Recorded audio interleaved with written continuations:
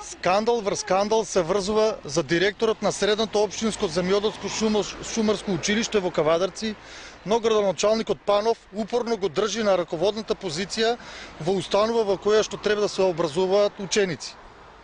Постојат сериозни индиции дека директорот на училиштето Благој Димитров е вмешан во криминал, а најскандалозно е што против него има правосилна судска пресуда за насилник врз ученик. Еве ја пресудата во која што дојдовме со датум од 2009 година. Директорот на училиштето, како што пишува тука, го ударил ученикот со дневник и го туркал, при што, како што и во пресудата, на детето му биле нанесени телесни повреди. Димитров, со помош на градоначалникот на Кавадарци, од редовите на ВМРО ДПМНЕ и нивните инсталации во судот, според информациите што ги имавме, извадил фалсификат потврда дека не е осудуван и така до денес директорува со училиштето Ѓорче Петров.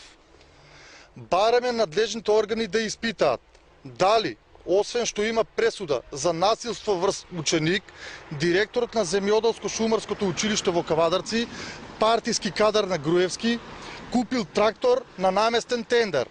Дали Димитров од позиција директор има проневерено 12.000 евра и продолжува нерационално да троши пари на училиштето.